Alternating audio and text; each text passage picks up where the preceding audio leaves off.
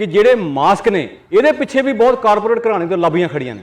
ਹੁਣ ਦੇਖੋ ਕਿ ਮਾਸਕ ਦਾ ਜਿਹੜਾ ਛੇਦ ਹੁੰਦਾ ਉਹ 300 ਨੈਨੋਮੀਟਰ ਦਾ, ਵਾਇਰਸ 100 ਨੈਨੋਮੀਟਰ ਦਾ। ਹੁਣ ਤੁਸੀਂ ਮੈਨੂੰ ਦੱਸੋ ਕਿ 100 ਨੈਨੋਮੀਟਰ ਦਾ ਵਾਇਰਸ 300 ਨੈਨੋਮੀਟਰ ਦੇ ਛੇਦ ਵਿੱਚੋਂ ਕ੍ਰਾਸ ਨਹੀਂ ਕਰੇਗਾ? ਮਰੀਜ਼ਾਂ ਦੇ ਮੂੰਹਾਂ ਤੇ ਮਾਸਕ ਲਗਾਏ, ਮਾਸਕ ਲਗਾਉਣੇ ਸੀ ਤੇ ਤੰਦਰੁਸਤ ਲੋਕਾਂ ਦੇ ਮੂੰਹਾਂ ਤੇ ਲਗਾਉਂਦੇ ਤਾਂ ਕਿ ਉਹਨਾਂ ਨੂੰ ਇਨਫੈਕਸ਼ਨ ਤੋਂ ਬਚਾਉਣੇ। ਮਰੀਜ਼ ਨੂੰ ਕਿਹੜੀ ਇਨਫੈਕਸ਼ਨ ਤੋਂ ਬਚਾ ਰਹੇ ਸੀ? ਉਹ ਤੇ ਪਹਿਲਾਂ ਹੀ ਇਨਫੈਕਟਡ ਆ, ਔਰ ਹਸਪੀਟਲ 'ਚ ਦਾਖਲ ਆ ਉੱਥੇ ਜਿੰਨੇ ਮਰੀਜ਼ ਨੇ ਉਹ ਪਹਿਲਾਂ ਹੀ ਇਨਫੈਕਟਡ ਆ। ਔਰ ਹਿਟਲਰ ਨੇ ਤੇ 60 ਲੱਖ ਬੰਦੇ ਮਾਰੇ ਸੀ, ਅੱਜ ਵੀ ਅਸੀਂ ਉਹਨੂੰ ਇੰਨੀ ਨਫ਼ਰਤ ਕਰਦੇ ਹਾਂ। ਔਰ ਅਸਲੀ ਜਿਹੜਾ ਕਤਲੇਆਮ ਹੋਇਆ ਕਰੋਨਾ ਦੇ ਨਾਂ ਤੇ ਸਾਡੇ ਸਾਹਮਣੇ ਹੋਇਆ, ਇਹਦਾ ਘੱਟੋ ਘੱਟ ਇੱਕ ਇਨਕੁਆਇਰੀ ਤਾਂ ਹੋਣੀ ਚਾਹੀਦੀ ਹੈ, ਘੱਟੋ ਘੱਟ ਕਲੀਨਿਕਲ ਆਡਿਟ ਤਾਂ ਲੱਗਣਾ ਚਾਹੀਦਾ। ਮੈਂ ਇੱਕ ਇਹੋ ਜਿਹਾ ਸਿਆਣਦਾਨ ਹਾਂ ਜਿਹੜਾ ਪੰਜਾਬ ਨੂੰ, ਹਿੰਦੁਸਤਾਨ ਨੂੰ ਨੋਬਲ ਪ੍ਰਾਈਜ਼ ਇਨ ਮੈਡੀਸਿਨ ਜਿੱਤ ਕੇ ਦਿਆਂਗਾ। ਮੈਂ ਦਾਅਵਾ ਕਰਦਾ, ਮੈਂ ਵਾਅਦਾ ਕਰਦਾ। ਤੁਸੀਂ ਕਿਵੇਂ ਸ਼ਰਤ ਨਾਲ ਕਹਿ ਸਕਦੇ ਹੋ ਵੀ ਇਹ ਕਰੋਨਾ ਦੀ ਹੀ ਦਵਾਈ ਆ ਜਾਂ ਕਿਵੇਂ ਆ? ਮਤਲਬ ਜੋ ਸੋਡੇ ਵਾਲੀ ਦਵਾਈ ਤਾਂ ਮਾਨਤਾ ਹੀ ਨਹੀਂ ਮਿਲੀ ਜਾਂ ਕਿਤੇ, ਤੁਸੀਂ ਕਿਵੇਂ ਕਹਿ ਸਕਦੇ ਹੋ ਵੀ ਕਰੋਨਾ ਦੀ ਦਵਾਈ ਆ? ਸਾਨੂੰ ਇੱਕ ਹੋਰ ਬੜਾ ਵੱਡਾ ਸਾਨੂੰ ਇੱਕ ਝੂਠ ਬੋਲਿਆ ਗਿਆ। ਝੂਠ ਬੋਲੋ ਜਾਂ ਕਹਿ ਲਓ ਕੋਈ ਗਲਤ ਬਿਆਨੀ ਕੀਤੀ ਗਈ। ਕਹਿੰਦੇ ਕਿ ਵਾਇਰਸ ਤਾਂ ਨਾ 2 ਗਜ ਦੀ ਦੂਰੀ, 2 ਗਜ ਦੀ ਦੂਰੀ ਯਾਨੀ 6 ਫੁੱਟ ਦੀ ਦੂਰੀ। ਹੁਣ ਤੁਸੀਂ ਮੈਨੂੰ ਇਹ ਦੱਸੋ ਵੀ 6 ਫੁੱਟ ਤੋਂ ਅੱਗੇ ਜਾ ਕੇ ਵਾਇਰਸ ਦੇ ਸਕੂਟਰ ਦਾ ਪੈਟਰੋਲ ਮੁੱਕ ਜਾਂਦਾ? ਮੈਨੂੰ ਲੱਗਦਾ ਐਜ ਏ ਸਾਇੰਟਿਸਟ, ਔਰ ਬਹੁਤ ਸਾਰੇ ਸਾਇੰਟਿਸਟ ਦੁਨੀਆ ਦੇ ਇਸ ਗੱਲ ਨੂੰ ਮੰਨਦੇ ਵੀ ਨੇ, ਸਾਡਾ DNA ਚੇਂਜ ਹੁੰਦਾ ਜਾ ਰਿਹਾ। DNA ਚੇਂਜ ਹੋਣ ਦੇ ਨਾਲ ਕੀ ਹੋ ਰਿਹਾ? ਉਹ ਬਿਮਾਰੀਆਂ ਜਿਹੜੀਆਂ ਅੱਜ ਤੱਕ ਸਾਨੂੰ ਕੈਚ ਨਹੀਂ ਸੀ ਕਰਦੀਆਂ, ਹੁਣ ਕਰਨ ਲੱਗ ਪਈਆਂ। ਇੱਕ ਕੁੱਤੇ ਦੀ ਬਿਮਾਰੀ ਸਾਨੂੰ ਨਹੀਂ ਜਾਂਦੀ, ਸਾਡੀ ਬਿਮਾਰੀ ਕੁੱਤੇ ਨੂੰ ਨਹੀਂ ਜਾਂਦੀ, ਬਤਖਾਂ ਦੀ ਬਿਮਾਰੀ ਸਾਨੂੰ ਨਹੀਂ ਆਉਂਦੀ। ਇਹਦਾ ਇੰਟਰ ਸਪੀਸੀਜ਼ ਬੈਰੀਅਰ ਹੁੰਦਾ, ਉਹ ਟੁੱਟ ਗਿਆ ਸਾਡਾ ਇਹ GM ਖਾਣਿਆਂ ਦੀ ਵਜ੍ਹਾ ਨਾਲ। ਮੇਰੀਆਂ 3 ਹੀ ਖੋਜਾਂ ਨੇ ਮੇਰੇ ਕੋਲ ਟੋਟਲ। ਪਹਿਲੀ ਆ ਮੈਮੇਲੀਅਨ ਸੈਕਸ ਪਿਕਚਰ ਡਰੱਗ ਦੀ ਖੋਜ, ਉਹਦੇ ਵਾਸਤੇ ਮੈਨੂੰ ਇਹ ਦੁਨੀਆ ਜਹਾਨ ਦੀਆਂ ਸਰਕਾਰਾਂ ਪੇਟੈਂਟ ਦੇ ਚੁੱਕੀਆਂ। ਮੈਂ ਤੁਹਾਨੂੰ ਹੁਣੇ ਦਿਖਾਇਆ ਸਰਟੀਫਿਕੇਟ। ਉਹ ਕਾਹਦੀ ਦਵਾਈ ਹੈ ਜੀ? ਉਹ ਦਵਾਈ ਹੈ ਕਿ ਜੇ ਪਸ਼ੂਆਂ ਨੂੰ ਜਦੋਂ ਅਸੀਂ ਦਿੰਦੇ ਆ ਤੇ ਉਹਨੂੰ ਕੱਟੀ ਜਾਂ ਬੱਛੀ ਹੀ ਪੈਦਾ ਹੁੰਦੀ ਹੈ।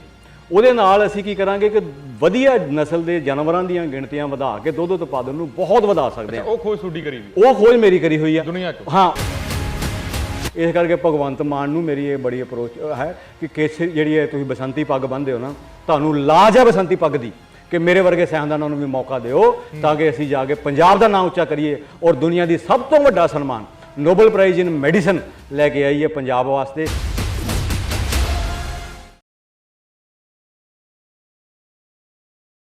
ਸਤਿ ਸ਼੍ਰੀ ਅਕਾਲ ਜੀ, ਮੈਂ ਰਤਨਦੀਪ ਸਿੰਘ ਧਾਲੀਵਾਲ ਸਵਾਗਤ ਕਰਦੇ ਹਾਂ ਤੁਹਾਡਾ ਟਾਕ ਵਿਦ ਰਤਨ ਦੇ ਵਿੱਚ। ਸ਼ਾਇਦ ਜਿਹੜੀ ਅੱਜ ਅਸੀਂ ਮੁਲਾਕਾਤ ਲੈ ਕੇ ਆ ਰਹੇ ਹਾਂ ਪੰਜਾਬ ਦੇ ਵਿੱਚ ਆਪਣੇ ਆਪ ਦੇ ਵਿੱਚ ਪਹਿਲੀ ਮੁਲਾਕਾਤ ਹੋਊਗੀ ਇੱਕ ਵਿਗਿਆਨਿਕ ਦੇ ਨਾਲ, ਉਹ ਵੀ ਖਾਸ ਕਰਕੇ ਦਵਾਈਆਂ ਦੇ ਵਿਗਿਆਨਿਕ ਦੇ ਨਾਲ। ਉਹ ਰਿਟਾਇਰ ਨੇ, ਜੌਬ ਵੀ ਕੀਤੀ ਆ। ਕਰੋਨਾ ਦੇ ਉੱਤੇ ਗੱਲਬਾਤ ਵੀ ਕਰਾਂਗੇ ਤੇ ਗੱਲਬਾਤ ਤੁਹਾਡੇ ਸਮਝਣ ਵਾਲੀ ਆ, ਸੁਣਨ ਵਾਲੀ ਆ। ਧਿਆਨ ਨਾਲ ਸੁਣਿਓ ਤਾਂ ਜੋ ਖਾਨੇ ਦੇ ਵਿੱਚ ਕੁਛ ਨਾ ਕੁਛ ਪੈ ਸਕੇ। ਸਾਡੇ ਨਾਲ ਮੌਜੂਦ ਰਹਿਣਗੇ BS ਔਲਖ। ਔਲਖ ਸਾਹਿਬ ਸਵਾਗਤ ਹੈ। ਸਤਿ ਸ਼੍ਰੀ ਅਕਾਲ। ਸਤਿ ਸ਼੍ਰੀ ਅਕਾਲ, ਧੰਨਵਾਦ। ਠੀਕ ਠਾਕ ਹੋ? ਹਾਂ, ਵਧੀਆ। ਕਰੋਨਾ ਦੀ ਜੇ ਆਪਾਂ ਗੱਲ ਕਰਦੇ ਹਾਂ ਜਾਂ ਕਰੋਨਾ ਨੂੰ ਲੈ ਕੇ ਜਾਂ ਹੋਰ ਬਿਮਾਰੀਆਂ ਨੂੰ ਲੈ ਕੇ ਔਲਖ ਸਾਹਿਬ ਗੱਲਬਾਤ ਕਰਦੇ ਹਾਂ, ਤੁਹਾਡਾ ਕੀ ਮੰਨਣਾ ਗਾ ਜਾਂ ਜਿਹੜੀ ਤੁਸੀਂ ਖੋਜ ਕੀਤੀ ਆ ਉਹਦੇ ਬਾਰੇ ਤੁਹਾਡਾ ਕੀ ਕਹਿਣਾ ਗਾ? ਦੇਖੋ, ਪਹਿਲਾਂ ਤਾਂ ਕਰੋਨਾ ਬਾਰੇ ਗੱਲ ਕਰ ਲਈ ਥੋੜ੍ਹੀ ਜੀ। ਕਰੋਨਾ ਇੱਕ ਐਸਾ ਵਾਇਰਸ ਆ ਜਿਹਦੇ ਬਾਰੇ ਅਸੀਂ ਪਿਛਲੇ 100 ਸਾਲਾਂ ਤੋਂ ਜਾਣਦੇ ਹਾਂ ਜੀ, ਔਰ ਪਿਛਲੇ 60 ਸਾਲਾਂ ਤੋਂ ਅਸੀਂ ਇਹ ਵੀ ਜਾਣਦੇ ਹਾਂ ਕਿ ਇਨਸਾਨਾਂ ਨੂੰ ਇਨਫੈਕਟ ਕਰਦਾ ਜੀ। ਇਹ ਇੱਕ ਬਹੁਤ ਹੀ ਹਾਰਮਲੈਸ ਜਿਹਾ ਵਾਇਰਸ ਸੀਗਾ। ਡੇਵਿਡ ਟੋਰਲ ਐਂਡ ਅਲਮੀਡਾ ਜੂਨ ਔਰ ਡੋਰਥੀ ਹੈਮਰੇ ਨੇ ਇਹਦੀ ਖੋਜ ਕੀਤੀ ਜੀ। ਤੇ ਔਰ ਇਹ ਬਹੁਤ ਹੀ ਇੱਕ ਆਮ ਜਿਹਾ ਵਾਇਰਸ ਸੀਗਾ। ਸਮੇਂ ਦੇ ਨਾਲ ਕਹਿੰਦੇ ਆ ਕਿ ਥੋੜ੍ਹੇ ਖਤਰਨਾਕ ਮਿਊਟੇਸ਼ਨ ਲੈ ਗਿਆ ਤੇ ਬਾਕੀ ਜਿਹੜੀਆਂ ਤੁਹਾਡੇ ਸਾਹਮਣੇ ਸਾਰਾ ਕੁਝ। ਔਰ ਦੂਜੀ ਗੱਲ ਇਹ ਕਿ ਦਵਾਈਆਂ ਦੀ ਖੋਜ, ਮੈਂ ਇੱਕ ਪ੍ਰੋਫੈਸ਼ਨਲ ਦਵਾ ਵਿਗਿਆਨਕ ਹਾਂ ਜੀ ਤੇ ਦਵਾਈਆਂ ਦੀ ਖੋਜ ਕਰਨਾ ਹੀ ਮੇਰਾ ਪੈਸਾ ਹੈ। ਔਰ ਦਵਾਈਆਂ ਦੀ ਖੋਜ ਵਾਸਤੇ ਮੈਨੂੰ ਦੁਨੀਆ ਭਰ ਦੀਆਂ ਸਰਕਾਰਾਂ, ਆਹ ਦੇਖੋ ਕੈਨੇਡਾ ਦੀ ਸਰਕਾਰ, ਸਾਊਥ ਅਫਰੀਕਾ ਦੀ ਸਰਕਾਰ ਔਰ ਮੇਰੇ ਇਹ ਦੁਨੀਆ ਦੀਆਂ ਆਸਟ੍ਰੇਲੀਆ ਦੀ ਸਰਕਾਰ ਔਰ ਦੁਨੀਆ ਦੀ ਸਭ ਤੋਂ ਤਾਕਤਵਰ ਸਰਕਾਰ ਅਮਰੀਕਾ ਦੀ ਸਰਕਾਰ ਮੈਨੂੰ ਪਹਿਲਾਂ ਹੀ ਦਵਾ ਪੇਟੈਂਟਾਂ ਦੇ ਨਾਲ ਨਵਾਜ਼ ਚੁੱਕੀ ਹੈ। ਔਰ ਮੈਂ ਕੋਈ ਹਵਾ ਹਵਾਈ ਨਹੀਂ, ਅਸਲੀ ਦਾ ਸਾਇੰਟਿਸਟ ਹਾਂ। ਔਰ ਦੂਜੀ ਗੱਲ ਇਹ ਹੈਗੀ ਹੈ ਕਿ ਦਵਾਈਆਂ ਦੀ ਖੋਜ ਜਿਹੜੀ ਆ ਇਹਦੇ ਬਾਰੇ ਕੁਝ ਗੱਲਾਂ ਜਿਹੜੀਆਂ ਨੇ ਮੈਨੂੰ ਬੜੇ ਕੌੜੇ ਤਜਰਬੇ ਹੋਏ ਨੇ। ਕਿਉਂਕਿ ਇਹ ਜਿਹੜੀ ਦਵਾਈ ਹੈ ਜਿਹਦੀ ਮੈਂ ਖੋਜ ਕੀਤੀ, ਇਹ ਇੱਕ ਬਰਾਡ ਸਪੈਕਟਰਮ ਐਂਟੀਵਾਇਰਲ ਦਵਾਈ ਹੈ। ਹਾਂ, ਤੁਸੀਂ ਕਰੋਨਾ ਦੀ ਦਵਾਈ ਦੀ ਖੋਜ ਕੀਤੀ? ਹਾਂ, ਔਰ ਇਹ ਦਵਾਈ ਦੀ ਖੋਜ ਤੁਹਾਨੂੰ ਪਤਾ ਹੋਣਾ ਕਿ ਕਰੋਨਾ ਦੀ ਤੇ ਅਚਾਨਕ ਕਰੋਨਾ ਆਇਆ। ਜਦੋਂ ਕਰੋਨਾ ਆਇਆ ਦੁਨੀਆ ਭਰ ਵਿੱਚ ਦਹਿਸ਼ਤ ਮਚ ਗਈ ਔਰ ਪ੍ਰਧਾਨ ਮੰਤਰੀ ਨਰਿੰਦਰ ਮੋਦੀ ਜੀ 14 ਅਪ੍ਰੈਲ 2020 ਨੂੰ ਆ ਕੇ ਟੈਲੀਵਿਜ਼ਨ ਦੇ ਉੱਤੇ ਉਹਨਾਂ ਨੇ ਆ ਕੇ ਅਨਾਉਂਸਮੈਂਟ ਕੀਤੀ, ਅਗਰ ਕਿਸੇ ਕੋਲ ਕੋਈ ਇਲਾਜ ਹੈਗਾ ਤੇ ਸਾਨੂੰ ਦੱਸੇ। ਮੈਂ ਉਹਨਾਂ ਤੋਂ ਬੜਾ ਉਤਸ਼ਾਹਿਤ ਹੋ ਕੇ ਜਾ ਕੇ ਪ੍ਰਧਾਨ ਮੰਤਰੀ ਜੀ ਨੂੰ ਚਿੱਠੀ ਲਿਖੀ, ਫਿਰ ਹੈਲਥ ਮਿਨਿਸਟਰ ਨੂੰ ਲਿਖੀ, ਆਯੂਸ਼ ਮਿਨਿਸਟਰ ਨੂੰ ਲਿਖੀ। ਮੈਨੂੰ ਕਿਧਰੋਂ ਕੋਈ ਜਵਾਬ ਅਜੇ ਤੱਕ ਤੇ ਆਇਆ ਨਹੀਂ। ਦੂਜੀ ਗੱਲ ਇਹ ਹੋ ਗਈ ਕਿ ਮੁੜ ਕੇ ਮੈਂ ਗਿਆ, ਮੈਂ ਸੋਚਿਆ ਕਿ ICMR ਕੋਲ ਜਾਂਦੇ ਹਾਂ, Indian council of medical research. ਫਿਰ ਮੈਂ Indian council of medical research ਕੋਲ ਗਿਆ, ਫਿਰ ਡਿਪਾਰਟਮੈਂਟ ਆਫ ਹੈਲਥ ਰਿਸਰਚ ਕੋਲ ਵੀ ਮੈਂ ਗਿਆ। ਉੱਥੇ ਜਾ ਕੇ ਮੈਨੂੰ ਪਤਾ ਚੱਲਿਆ ਕਿ ਉੱਥੇ ਤੇ ਦਵਾਈਆਂ ਦੀਆਂ ਖੋਜਾਂ ਕਰਨ ਦੇ ਵਿਗਿਆਨਕਾਂ ਦੇ ਸਾਰੇ ਰਸਤੇ ਹੀ ਬੰਦ ਕਰ ਦਿੱਤੇ ਗਏ ਨੇ। ਉੱਥੇ ਦਵਾਈਆਂ ਖੋਜਾਂ ਦਾ ਸਾਰਾ ਜਿਹੜਾ ਹੈਗਾ ਦਾਰੋਮਦਾਰ ਉਹ ਦੇ ਦਿੱਤਾ ਗਿਆ ਕਾਰਪੋਰੇਟ ਘਰਾਣਿਆਂ ਨੂੰ ਜੀ। ਔਰ ਉਹ ਮੇਰੇ ਵਾਸਤੇ ਇੱਕ ਬਹੁਤ ਹੀ ਕੌੜਾ ਤਜਰਬਾ ਸੀ। ਮੈਂ ਤੁਹਾਨੂੰ ਦਿਖਾਵਾਂਗਾ, ਆ Indian council of medical research the document ਹੈ ਜੀ। ਇਹ ਉਹਨਾਂ ਦਾ ਆਪਣਾ ਡਾਕੂਮੈਂਟ ਆ। ਇਸ ਡਾਕੂਮੈਂਟ ਦੀ ਇੱਕ ਖੂਬਸੂਰਤੀ ਇਹ ਆ ਕਿ ਇਹਦੇ ਵਿੱਚ ਇੱਕ ਨੰਬਰ ਲੱਗਿਆ ਹੋਇਆ ਜੀ। ਇਹ ਤੁਹਾਨੂੰ ਮੈਂ ਦਾਅਵੇ ਨਾਲ ਕਹਿੰਦਾ ਕਿ ਇਹ ਨੰਬਰ ਦੀ ਅਗਰ ਇਨਕੁਆਇਰੀ ਹੋ ਜਾਏ ਨਾ ਤੇ ਤੁਹਾਨੂੰ ਪਤਾ ਚੱਲੇਗਾ ਕਿ ਇਹ ਦਵਾਈਆਂ ਦੇ ਵਿਗਿਆਨਕਾਂ ਨੂੰ ਜਲੀਲ ਕਿਵੇਂ ਕੀਤਾ ਜਾਂਦਾ। ਅੱਛਾ। ਔਰ ਉੱਥੇ ਮਤਲਬ ਉਹਨਾਂ ਨੂੰ ਇਹ ਦਿਖਾ ਦਿੱਤਾ ਜਾਂਦਾ ਕਿ ਅਗਰ ਤੁਹਾਡੇ ਪਿੱਛੇ ਕੋਈ ਕਾਰਪੋਰੇਟ ਘਰਾਣਾ ਖੜਾ ਹੈ ਤੇ ਤੁਹਾਨੂੰ ਅਸੀਂ ਅੰਦਰ ਲਵਾਂਗੇ, ਅਗਰ ਨਹੀਂ ਹੈਗਾ ਤੇ ਤੁਸੀਂ ਜਾਓ, ਤੁਹਾਡੀ ਇੱਥੇ ਕੋਈ ਵੈਲਿਊ ਨਹੀਂ ਹੈਗੀ, ਤੁਸੀਂ ਦਵਾਈਆਂ ਦੀਆਂ ਖੋਜਾਂ ਨਹੀਂ ਕਰ ਸਕਦੇ। ਮੈਂ ਤੁਹਾਨੂੰ ਮੋਟਾ ਜਿਹਾ ਦੱਸਦਾ। ਸਭ ਤੋਂ ਪਹਿਲੇ ਪੁੱਛਿਆ ਜਾਂਦਾ ਕਿ ਤੁਹਾਡੇ ਕੋਲ GMP ਹੈਗਾ। ਹੁਣ GMP ਦਾ ਸਰਟੀਫਿਕੇਟ ਹਾਸਲ ਕਰਨ ਵਾਸਤੇ 250-300 ਕਰੋੜ ਰੁਪਏ ਚਾਹੀਦਾ।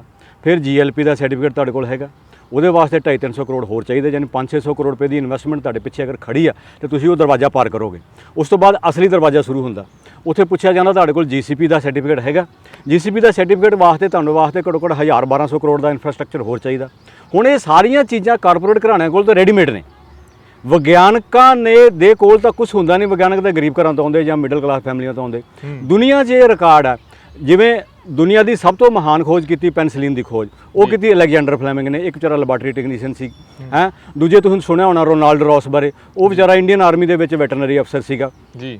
ਤੀਜੇ ਨੰਬਰ ਤੇ ਤੁਸੀਂ ਦੇਖੋ ਗ੍ਰੈਗਰ ਮੈਂਡਲ, ਉਹ ਤੇ ਵਿਚਾਰਾ ਇੱਕ ਚਰਚ ਦੇ ਵਿੱਚ ਮਾਲੀ ਸੀਗਾ ਹੈ। ਔਰ 14 ਸਾਲ ਦੇ ਬੱਚੇ ਨੇ ਟੈਲੀਵਿਜ਼ਨ ਬਣਾਇਆ ਹੈ। ਔਰ ਸਾਈਕਲ ਨੂੰ ਪੈਂਚਰ ਲਗਾਉਂਦੇ ਸੀ ਦੋ ਭਰਾ, ਉਹਨਾਂ ਨੇ ਹਵਾਈ ਜਹਾਜ਼ ਬਣਾਇਆ।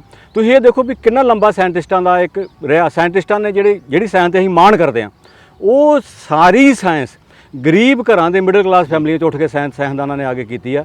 ਤੇ ਬਾਕੀ ਜਿਹੜੀਆਂ ਗੱਲਾਂ ਇਹ ਨੇ, ਮੈਂ ਇਹ ਚਾਹੁੰਦਾ ਕਿ ਸਰਕਾਰ ਇਹ ਸੋਚੇ ਵੀ ਅਸਲੀ ਦਵਾ ਵਿਗਿਆਨਕਾਂ ਨੂੰ ਮੌਕਾ ਮਿਲਣਾ ਚਾਹੀਦਾ। ਔਰ ਜਿਹੜਾ ਪ੍ਰਧਾਨ ਮੰਤਰੀ ਨਰਿੰਦਰ ਮੋਦੀ ਜੀ ਨੇ ਕਾਨੂੰਨ ਬਣਾਇਆ new drugs and clinical trial rules 2019, ਉਹਦੇ ਵਿੱਚ ਇੰਨਾ ਲੰਬਾ ਚੌੜਾ ਕਾਨੂੰਨ ਆ, ਮੇਰੇ ਕੋਲ ਸਾਰਾ ਪਿਆ। ਉਹਦੇ ਵਿੱਚ 2 ਲਾਈਨਾਂ ਕਿਤੇ ਅਸਲੀ ਦਵਾ ਵਿਗਿਆਨਕਾਂ ਸੋਲੀਟਰੀ ਇਨਵੈਂਟਰਾਂ ਵਾਸਤੇ ਵੀ ਪਾ ਦਿੰਦੇ ਤੇ ਚੰਗਾ ਸੀ। ਔਲਖ ਸਾਹਿਬ, ਇੱਕ ਮੈਂ ਤੁਹਾਨੂੰ ਮਾਫੀ ਚਾਹੂੰਗਾ, ਰੁਕਣਾ ਚਾਹੂੰਗਾ। ਜਿਹੜਾ ਤੁਸੀਂ ਕਹਿ ਰਹੇ ਹੋ ਵੀ ਤੁਸੀਂ ਕਰੋਨਾ ਦੀ ਦਵਾਈ ਦੀ ਖੋਜ ਕੀਤੀ ਆ, ਤੁਸੀਂ ਕਿਵੇਂ ਸ਼ਰਤ ਨਾਲ ਕਹਿ ਸਕਦੇ ਹੋ ਵੀ ਇਹ ਕਰੋਨਾ ਦੀ ਹੀ ਦਵਾਈ ਆ ਜਾਂ ਕਿਵੇਂ ਆ? ਮਤਲਬ ਜੋ ਤੁਹਾਡੇ ਵਾਲੀ ਦਵਾਈ ਤਾਂ ਮਾਨਤਾ ਹੀ ਨਹੀਂ ਮਿਲੀ ਜਾਂ ਕਿਤੇ, ਤੁਸੀਂ ਕਿਵੇਂ ਕਹਿ ਸਕਦੇ ਹੋ ਵੀ ਕਰੋਨਾ ਦੀ ਦਵਾਈ ਆ?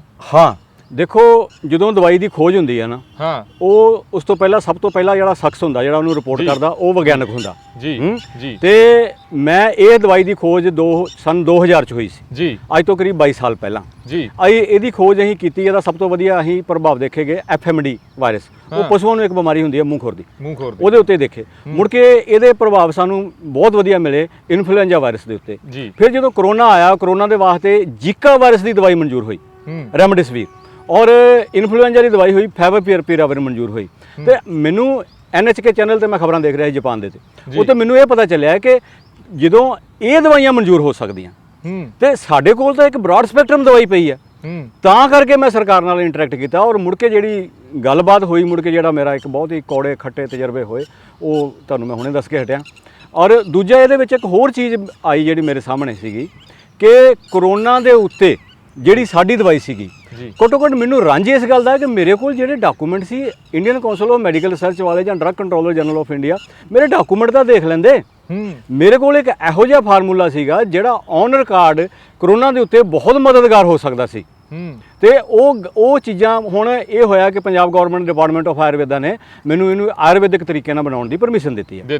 ਹੁਣ ਆਯੁਰਵੈਦਿਕ ਤਰੀਕੇ ਨਾਲ ਤੁਹਾਡਾ ਜਿਹੜਾ ਹੈਗਾ ਸਰਕਲ ਬਹੁਤ ਲਿਮਟਿਡ ਹੋ ਜਾਂਦਾ, ਉਹਦੀ ਮਾਰਕੀਟਿੰਗ ਬਹੁਤ ਔਖੀ ਹੋ ਜਾਂਦੀ ਹੈ। ਅਗਰ ਇਹ ਐਲੋਪੈਥੀ 'ਚ ਹੁੰਦੀ, ਕਿਉਂਕਿ ਮੈਂ ਐਲੋਪੈਥੀ 'ਚ ਗਿਆ ਸੀ, ਜਿੰਨੀਆਂ ਵੀ ਰੈਮਡੇਸਿਵਿਰ ਮਨਜ਼ੂਰ ਹੋਈ, ਫੈਵਿਪਿਰਾਵਿਰ ਮਨਜ਼ੂਰ ਹੋਈ, ਸਾਰੀਆਂ ਵੈਕਸੀਨਾਂ ਮਨਜ਼ੂਰ ਹੋਈਆਂ, ਉਹ ਸਾਰੀਆਂ ਹੀ class 80 and sub class 7 new drug and clinical trial rule act ਦੇ ਮੁਤਾਬਕ ਮਨਜ਼ੂਰ ਹੋਈਆਂ। ਅਸੀਂ ਕਿਹਾ ਸੀ ਵੀ ਸਾਡੇ ਕੋਲ ਵੀ ਇਹ ਦਵਾਈ ਤੁਸੀਂ ਇਸੇ ਕਾਨੂੰਨ ਦੇ ਤਹਿਤ ਮਨਜ਼ੂਰ ਕਰ ਦਿਓ, ਧਾਰਾ 87 ਹੈ। ਔਰ 87 ਦੇ ਵਿੱਚ ਸ਼ਰਤ ਦੇਣੀ ਪੈਂਦੀ ਹੈ ਕਿ ਅਸੀਂ ਫੇਜ਼ 4 ਦਾ ਟਰਾਇਲ ਲਗਾਵਾਂਗੇ, ਕਲੀਨਿਕਲ ਟਰਾਇਲ, ਉਹਦਾ ਡਾਟਾ ਸਰਕਾਰ ਨੂੰ ਦੇ ਦਿਆਂਗੇ। ਅਸੀਂ ਵੀ ਸਰਕਾਰ ਨੂੰ ਡਾਟਾ ਦੇ ਦਿੰਦੇ। ਉਹਦੇ ਨਾਲ ਹੁੰਦਾ ਸੀ ਵੀ ਇਹ ਦਵਾਈ ਨੇ ਐਲੋਪੈਥੀ ਸਿਸਟਮ 'ਚ ਆ ਜਾਣਾ ਸੀ। ਐਲੋਪੈਥੀ ਸਿਸਟਮ 'ਚ ਆ ਜਾਂਦੀ, ਪੂਰੀ ਦੁਨੀਆ ਦੇ ਵਿੱਚ ਇਹਨੇ ਜਾਣਾ ਸੀ ਔਰ ਲੱਖਾਂ ਹੀ ਕਰੋੜਾਂ ਹੀ ਲੋਕਾਂ ਦੇ ਕੰਮ ਆਉਣੀ ਸੀ ਔਰ ਹਿੰਦੁਸਤਾਨ ਦਾ ਨਾਂ ਦੁਨੀਆ ਵਿੱਚ ਹੋਣਾ ਸੀ। ਔਰ ਹਿੰਦੁਸਤਾਨ ਸੱਚਮੁੱਚ ਮੈਂ ਦਾਅਵਾ ਕਰਦਾ ਕਿ ਵਿਸ਼ਵ ਗੁਰੂ ਵੀ ਬਣ ਸਕਦਾ ਸੀ ਇਸ ਦਵਾਈ ਦੀ ਖੋਜ ਦੇ ਨਾਲ। ਬਾਕੀ ਜੋ ਕੁਝ ਹੋਇਆ ਸਾਡੇ ਸਾਹਮਣੇ ਇੱਕ ਬਹੁਤ ਹੀ ਗਲਤ ਚੀਜ਼ਾਂ ਵੀ ਹੋਈਆਂ ਕਰੋਨਾ ਦੇ ਵਿੱਚ। ਮੈਂ ਤੁਹਾਨੂੰ ਇੱਕ ਐਗਜ਼ਾਮਪਲ ਦੱਸਦਾ, ਕਿਉਂਕਿ ਐਜ ਏ ਸਾਇੰਟਿਸਟ ਮੈਂ ਬੜੀ ਜ਼ਿੰਮੇਵਾਰੀ ਨਾਲ ਕਹਿ ਰਿਹਾ ਔਰ ਇੱਕ ਜ਼ਿੰਮੇਦਾਰ ਨਾਗਰਿਕ ਹੁੰਦਿਆਂ ਹੋਇਆ ਔਰ ਸਾਡਾ ਸੰਵਿਧਾਨ ਵੀ ਮੈਨੂੰ ਇਜਾਜ਼ਤ ਦਿੰਦਾ ਕਿ ਮੈਂ ਆਪਣੀਆਂ ਗੱਲਾਂ ਨੂੰ ਸੱਚ ਤਰੀਕੇ ਨਾਲ ਲੌਜੀਕਲੀ ਕਵਾਂ। ਉਹ ਤੁਸੀਂ ਦੇਖਿਆ ਹੋਣਾ ਕਿ ਕਰੋਨਾ ਹੁੰਦਾ ਕੀ ਆ। ਕਰੋਨਾ ਹੁੰਦਾ ਕਿ ਸਾਹ ਨਲੀ ਦੇ ਵਿੱਚ ਇਨਫੈਕਸ਼ਨ ਹੁੰਦੀ ਆ ਔਰ ਜ਼ਖਮ ਹੋ ਜਾਂਦੇ ਆ ਔਰ ਉਹਦੇ ਨਾਲ ਸਾਹ ਨਲੀ ਦੇ ਵਿੱਚ ਬਲਗਮ ਭਰ ਜਾਂਦੀ ਆ ਜੀ। ਬਲਗਮ ਭਰਨ ਦੇ ਨਾਲ ਸਾਹ ਬੜਾ ਔਖਾ ਹੁੰਦਾ, ਸਾਡੀ ਜਿਹੜਾ ਆਕਸੀਜਨ ਲੈਵਲ ਆ ਮਰੀਜ਼ ਦਾ ਬਹੁਤ ਹੀ ਨੀਚੇ ਚਲਾ ਜਾਂਦਾ, ਇੰਨਾ ਨੀਚੇ ਚਲਾ ਜਾਂਦਾ ਕਿ ਥੋੜਾ ਜਿਹਾ ਨੀਚੇ ਹੋਰ ਗਿਆ ਤੇ ਮਰੀਜ਼ ਮਰ ਗਿਆ ਜੀ ਹੈ। ਔਰ ਉਹਦੇ ਨਾਲ ਉਸ ਤੋਂ ਇਲਾਵਾ ਫੇਫੜਿਆਂ 'ਚ ਸਾੜ ਪੈ ਜਾਂਦਾ, ਪਸ ਭਰ ਜਾਂਦੀ ਆ ਔਰ ਜਿਹੜੀ ਮਾੜੀ ਮੋਟੀ ਆਕਸੀਜਨ ਅੰਦਰ ਜਾਂਦੀ ਆ ਉਹ ਵੀ ਫੇਫੜੇ ਅਬਜ਼ਾਰਬ ਨਹੀਂ ਕਰਦੇ ਔਰ ਮਾੜਾ ਜਿਹਾ ਵੀ ਆਕਸੀਜਨ ਲੈਵਲ ਨੀਚੇ ਜਾਏਗਾ ਤੇ ਮਰੀਜ਼ ਮਰ ਜਾਏਗਾ। ਤੇ ਸਾਨੂੰ ਕਹਿਣਾ ਇਹ ਚਾਹੀਦਾ ਸੀ ਮਰੀਜ਼ਾਂ ਨੂੰ ਕਿ ਲੰਬੇ ਲੰਬੇ ਸਾਹ ਲਓ, ਮੂੰਹ ਖੋਲ ਕੇ ਸਾਹ ਲਓ, ਥੋੜਾ ਘੁੰਮ ਫਿਰ ਕੇ ਸਾਹ ਲਓ। ਅਸੀਂ ਕੀ ਕੀਤਾ, ਅਸੀਂ ਉਲਟਾ ਉਹਨਾਂ ਦੇ ਮੂੰਹ ਤੇ ਮਾਸਕ ਲਾਤੇ ਕਿ ਜੇ ਮਾੜੀ ਮੋਟੀ ਹਵਾ ਅੰਦਰ ਜਾ ਵੀ ਰਹੀ ਆ ਤੇ ਉਹ ਵੀ ਨਾ ਜਾਏਗੀ। ਹੁਣ ਦੇਖੋ ਜਿਹੜਾ ਮਰੀਜ਼ ਜ਼ਿੰਦਗੀ ਮੌਤ ਦੇ ਵਿੱਚ ਝੂਲ ਰਿਹਾ ਸੀ ਵਿਚਾਰਾ, ਉਹ ਜਦੋਂ ਮਾਸਕ ਲਗਾਏ ਆਕਸੀਜਨ ਦਾ ਲੈਵਲ ਹੋਰ ਗਿਰਿਆ, ਬੰਦਾ ਗਿਆ ਸਿੱਧਾ ਮੌਤ ਦੇ ਮੂੰਹ ਦੇ ਵਿੱਚ। ਔਰ ਦੂਜੀ ਗੱਲ ਇਹ ਆ ਕਿ ਜਿਹੜੇ ਮਾਸਕ ਨੇ ਇਹਦੇ ਪਿੱਛੇ ਵੀ ਬਹੁਤ ਕਾਰਪੋਰੇਟ ਘਰਾਣੇ ਤੋਂ ਲਾਬੀਆਂ ਖੜੀਆਂ ਨੇ।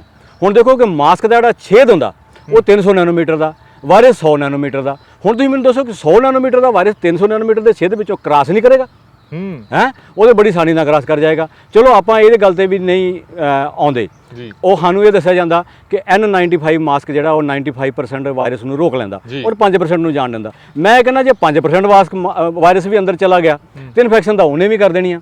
ਔਰ ਦੂਜੀ ਇੱਕ ਗੱਲ ਹੋਰ ਜਿਹੜੀ ਮੈਂ ਕਹਿਣੀ ਚਾਹਾਂਗਾ ਕਿ ਸਾਡੇ ਦਵਾ ਵਿਗਿਆਨ ਦੇ ਵਿੱਚ ਇੱਕ ਸਿਧਾਂਤ ਆ, there is not a pill for every ill but every pill is an ill. ਇਹਦਾ ਮੋਟਾ ਜਿਹਾ ਮਤਲਬ ਇਹ ਹੁੰਦਾ ਵਾ ਕਿ ਹਰ ਦਵਾਈ ਦੇ ਸਾਈਡ ਇਫੈਕਟ ਨੇ। ਹੁਣ ਜਦੋਂ ਇਹ ਦਵਾਈਆਂ ਮਨਜ਼ੂਰ ਹੋਈਆਂ, ਰੈਮਡੇਸਿਵਿਰ, ਫੈਵੀਪੀਰਾਵਿਰ, ਟੋਸਲੀਜ਼ਮਾਬ, ਆਈਵਰਮੈਕਟਿਨ, ਹਾਈਡਰੋਕਸੀਕਲੋਰੋਕੁਇਨ, 12 ਅਕਤੂਬਰ 2020 ਨੂੰ WHO the chief scientist ਸਵਾਮੀਆ Swaminathan Geneva ਦੇ ਵਿੱਚ ਇੱਕ ਪ੍ਰੈਸ ਕਾਨਫਰੰਸ ਕਰਦੀ ਆ।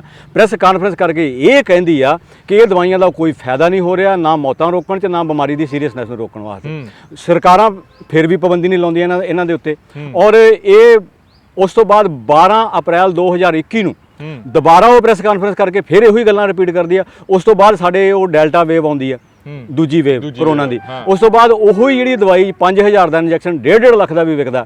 ਔਰ ਮੈਂ ਜਿਹੜੀ ਇਹ ਗੱਲ ਕਹਿਣੀ ਚਾਹੁੰਦਾ ਕਿ ਅਗਰ ਸੱਚਮੁੱਚ ਇਹ ਦਵਾਈਆਂ ਦਾ ਕੋਈ ਅਸਰ ਨਹੀਂ ਹੈਗਾ ਤੇ ਸਾਈਡ ਇਫੈਕਟ ਤੇ ਹਰ ਦਵਾਈ ਦੇ ਹੁੰਦੇ ਆ।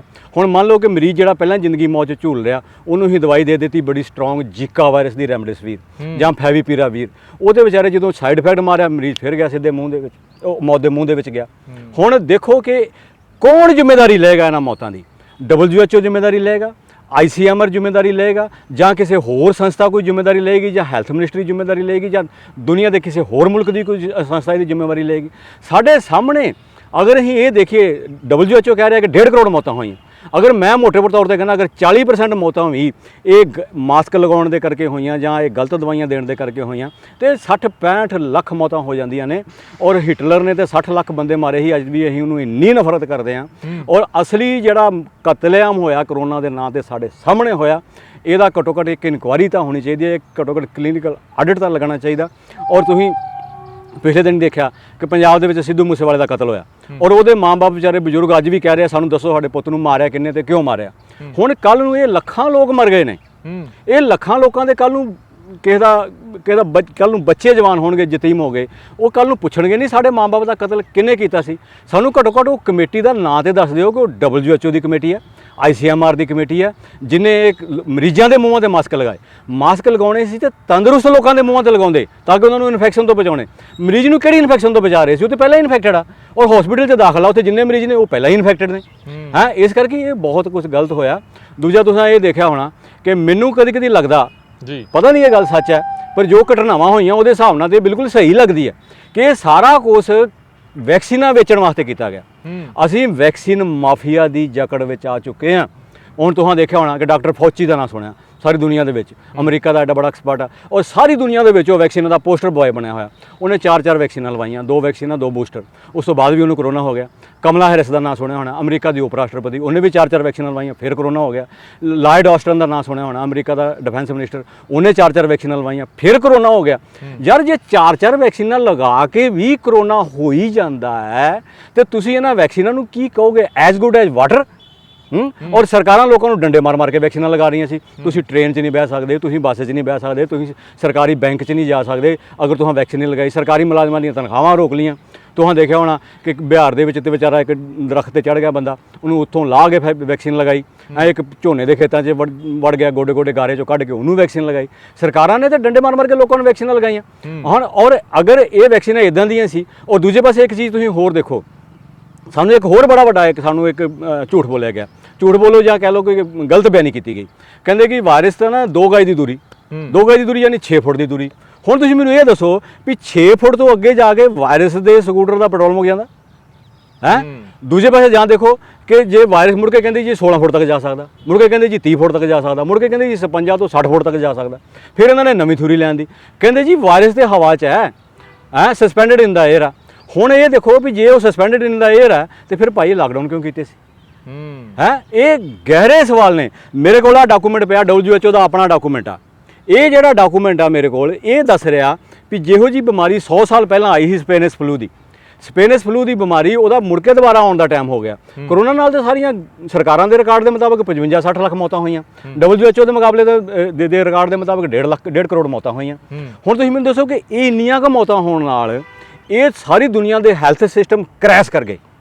ਔਰ ਦੂਜੇ ਪਾਸੇ ਅਗਰ ਉਹ ਬਿਮਾਰੀ ਆ ਗਈ ਜਿਹਦੇ ਵਿੱਚ ਐਸੇ ਡਾਕੂਮੈਂਟ ਦੇ ਵਿੱਚ ਲਿਖਿਆ ਗਿਆ ਕਿ 2.5 ਕਰੋੜ ਤੋਂ ਲੈ ਕੇ 3.5 ਕਰੋੜ ਲੋਕ ਮਰਨਗੇ, ਯਾਨੀ ਕਰੋਨਾ ਤੋਂ ਕਈ ਗੁਣਾ ਜ਼ਿਆਦਾ। ਔਰ ਉਹ ਤਾਂ ਹੈ ਨਹੀਂ ਵੀ WHO ਨੇ ਕਿਹਾ ਕਿ 3 ਕਰੋੜ 3.5 ਕਰੋੜ ਲੋਕ ਮਰਨਗੇ ਤੇ ਇੰਨੇ ਹੀ ਮਰਨਗੇ, 10 ਕਰੋੜ ਵੀ ਮਰ ਸਕਦੇ ਨੇ, ਕਿਉਂਕਿ ਉਦੋਂ 10 ਕਰੋੜ ਹੀ ਮਰੇ ਸੀ, 5 ਕਰੋੜ ਤੋਂ ਲੈ ਕੇ 10 ਕਰੋੜ।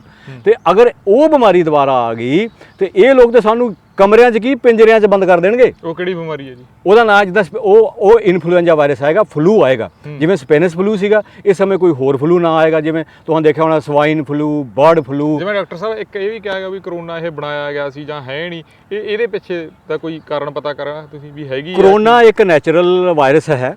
1928 ਦੇ ਵਿੱਚ ਇਹਦੀ ਖੋਜ ਹੁੰਦੀ ਆ। ਇਹਦਾ ਨਾਂ ਸੀਗਾ IBV, ਇਨਫੈਕਸ਼ਸ ਬ੍ਰੋਂਕਾਈਟਿਸ ਵਾਇਰਸ।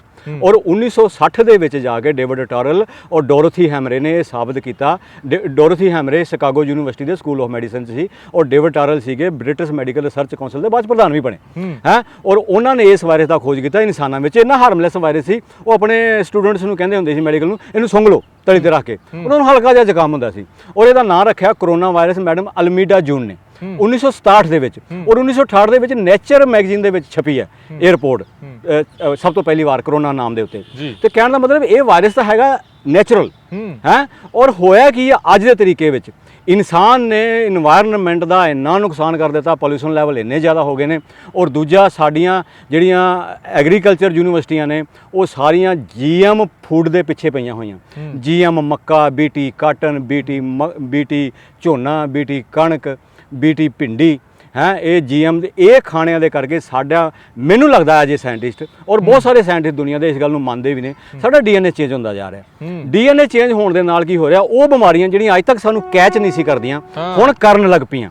ਈਵਨ ਹੁਣ ਤੁਸੀਂ ਦੇਖਿਆ ਇੱਕ ਨਵੀਂ ਬਿਮਾਰੀ ਆ ਗਈ ਆ, ਮੌਂਕੀ ਪਾਕਸ। ਮੌਂਕੀ ਪਾਕਸ ਤਾਂ ਮੰਕੀ ਦੀ ਬਿਮਾਰੀ ਹੈ ਨਾ, ਹੁਣ ਇਨਸਾਨਾਂ 'ਚ ਆਉਣ ਲੱਗ ਪਈ ਆ ਔਰ ਕਿੰਨੀ ਬੁਰੀ ਤਰ੍ਹਾਂ ਇਨਫੈਕਟ ਕਰ ਰਹੀ ਆ ਉਹ ਲੋਕਾਂ ਨੂੰ। ਇਦਾਂ ਬਿਮਾਰੀਆਂ ਜਿਹੜੇ ਇੰਟਰ ਸਪੀਸੀਜ਼ ਬੈਰੀਅਰ ਹੁੰਦਾ, ਇੱਕ ਜਿੱਦਾਂ ਕੁੱਤੇ ਦੀ ਬਿਮਾਰੀ ਸਾਨੂੰ ਨਹੀਂ ਜਾਂਦੀ, ਸਾਡੀ ਬਿਮਾਰੀ ਕੁੱਤੇ ਨੂੰ ਨਹੀਂ ਜਾਂਦੀ, ਬਤਖਾਂ ਦੀ ਬਿਮਾਰੀ ਸਾਨੂੰ ਨਹੀਂ ਆਉਂਦੀ, ਇਦਾਂ ਇੰਟਰ ਸਪੀਸੀਜ਼ ਬੈਰੀਅਰ ਹੁੰਦਾ, ਉਹ ਟੁੱਟ ਗਿਆ ਸਾਡਾ ਇਹ GM ਖਾਣਿਆਂ ਦੀ ਵਜ੍ਹਾ ਨਾਲ। ਸਾਨੂੰ ਇਹ ਚੀਜ਼ਾਂ ਤੋਂ ਪਰਹੇਜ਼ ਕਰਨਾ ਚਾਹੀਦਾ ਔਰ ਸਾਨੂੰ ਦਵਾ ਵਿਗਿਆਨਕਾਂ ਨੂੰ, ਮੈਂ ਮੋਦੀ ਜੀ ਨੂੰ ਇੱਕ ਅਪੀਲ ਕਰਨੀ ਚਾਹੁੰਦਾ ਸੈਂਟਰ ਗਵਰਨਮੈਂਟ ਨੂੰ ਕਿ ਇਹ ਦਵਾ ਵਿਗਿਆਨਕਾਂ ਨੂੰ ਵੀ ਖੋਜ ਕਰਨ ਦਾ ਅਧਿਕਾਰ ਦਿਓ। ਕਾਰਪੋਰੇਟ ਘਰਾਣਿਆਂ ਨੇ ਤੇ ਪ੍ਰੋਫਿਟ ਕਮਾਉਣੇ ਨੇ, ਉਹਨਾਂ ਨੇ ਲੋਕਾਂ ਦਾ ਭਲਾ ਨਹੀਂ ਕਰਨਾ।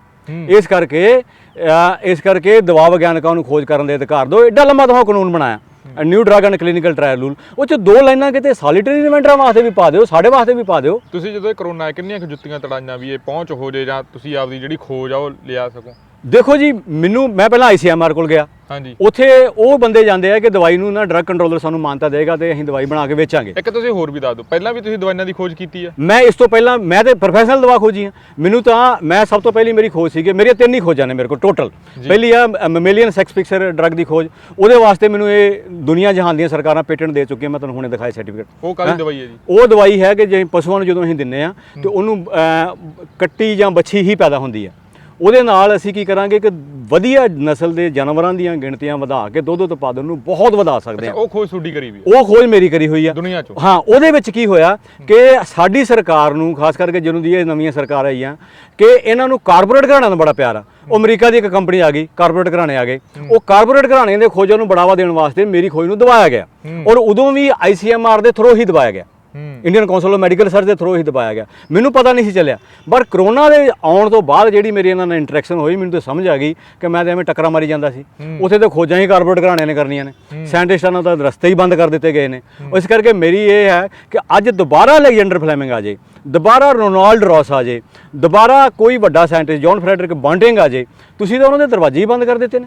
ਤੇ ਕਾਰਪੋਰੇਟ ਘਰਾਣੇ ਨੇ ਤੇ ਭਾਈ ਪ੍ਰੋਫਿਟ ਕਮਾਉਣੇ ਆ, ਔਰ ਇਹਨਾਂ ਨੇ ਸਾਇੰਸ ਦਾ ਬੜਾ ਹੀ ਵਿਕਰਿਤ ਰੂਪ ਸਾਹਮਣੇ ਪੇਸ਼ ਕੀਤਾ। ਜਿਵੇਂ ਮੈਂ ਤੁਹਾਨੂੰ ਹੁਣੇ ਦੱਸਿਆ ਕਿ 300 ਨੈਨੋਮੀਟਰ ਦਾ ਛੇਕ ਆ, 100 ਨੈਨੋਮੀਟਰ ਦਾ ਵਾਇਰਸ ਹੈ, ਔਰ ਸਾਰੀ ਦੁਨੀਆ ਦੇ ਵਿੱਚ ਲੈਂਸਟ ਵਰਗੇ ਮੈਗਜ਼ੀਨਾਂ 'ਚ ਛਪ ਜਾਂਦਾ ਕਿ ਇਹ 95% ਰੁਕ ਜਾਂਦਾ। ਭਾਈ ਸਮਝ ਤੋਂ ਬਾਹਰ ਦੀਆਂ ਗੱਲਾਂ ਨੇ।